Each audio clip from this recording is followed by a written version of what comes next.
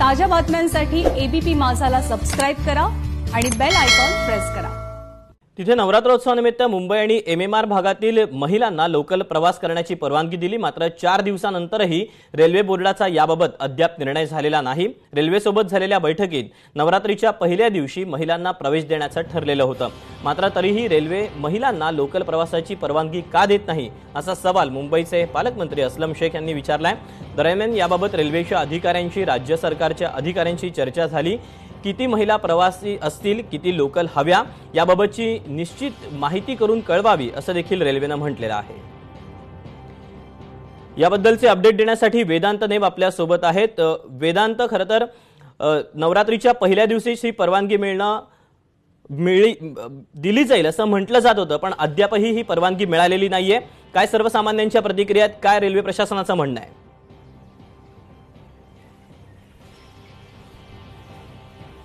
नवरात्रीच्या पहिल्या दिवशीपासून हा जो महिला वर्ग आहे, जो ठाणे कल्याणहून सीएसटी असेल, दादर असेल, त्या दिशेला जात असतो, रोज 2-2, 3-3 तासाचा प्रवास करत असतो। ते प्रत्येक जण वाट पाहत होतो की नवरात्रीचा पहिला दिवस कधी उजेडेल। मात्र पहिल्या दिवशी सुद्धा त्यांना लोकलमध्ये परवानगी मिळाली नाही, अजूनही ती लोकलमध्ये परवानगी मिळाली नाहीये। मला सांगा, आम्ही गेलेलो विचारायला लोकलमध्ये, याच्यामध्ये तिकीट पाससाठी, ते म्हणाले की गव्हर्नमेंटसाठी फक्त आहे। मग गव्हर्नमेंटने फक्त कमवायचं, मग प्रायव्हेट वाल्याने काय? जाता तुम्ही रोज? मी मुलुंडला जाते इथे। किती त्रास होतोय रोज? खूप त्रास होतो, काय करणार आता। सकाळी 6 वाजल्यापासून आम्ही दिव्याला उभे होती, ते 1-1.5 तास उभे होते। नंतर मग तिथून बस मिळाली, इथे आले। इथे आता अंधेरी बस बंद केल्यात, आता कुठे जायचं? तीनाथ नाक्याला जायचं। मी माझ्या मैत्रिणीची वाट बघत राहिले इथे। लोकल जर सुरू झाली तर सगळा त्रास कमी होईल, पूर्णपणे पहिल्यासारखं होणार कमी होणार। महिलांसाठी किती आवश्यक? महिलांसाठी खूपच आवश्यकता आहे, कारण की महिला सकाळी उठून सगळं करून, त्यांना सगळं मुलांचं वगैरे करून जावं लागतं। परत संध्याकाळी आलं हे बसचा त्रास, आणि संध्याकाळी जाऊन परत सगळं करावं लागतं महिलांना। तुम्ही कुठे जाताय? आणि नवरात्रीच्या पहिल्या दिवशी लोकल सुरू करणार असं राज्य सरकार म्हणलं, रेल्वे बोर्डाने परवानगी दिली नाही। तुम्ही वाट पाहताय लोकल सुरू व्हायची? हो, पाहतोय ना खूप, कारण खूप त्रास होतोय सर। रोजचा 3-3, 4-4 तास आमचा बसमध्ये जातो, ट्रॅव्हलिंग मध्ये। आणि परत या ड्युटी करून संध्याकाळी पण तेच ट्रॅफिक मध्ये। मागणी तुमची आता लवकर ट्रेन चालू केलं तर आम्हाला थोडा रिलीफ, आम्हाला पण थोडं हे होईल ना, लवकर चालू केलं तर ट्रेन।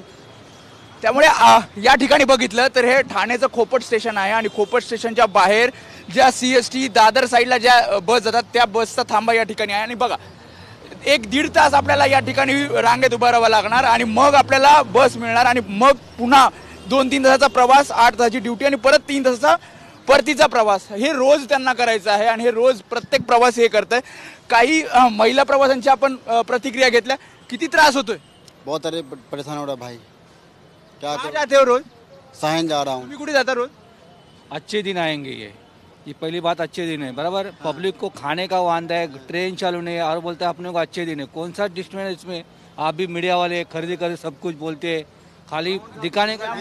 त्यामुळे दीपक, आपण बघतोय कशा प्रकारे हा त्रास त्यांना सहन करावा लागतोय। महिलांच्या प्रतिक्रिया, सर्वसामान्यांच्या प्रतिक्रिया आपण घेतल्या। प्रत्येकाला वाटतं की लोकल सुरू व्हावी। त्यामुळे खरं तर आता रेल्वे प्रशासन आणि राज्य सरकार याबद्दल त्वरेनं किती पावलं उचलतं हे पाहणं महत्त्वाचं असणार आहे। वेदांत, धन्यवाद दिलेल्या माहितीबद्दल आणि साधलेल्या संवादाबद्दल।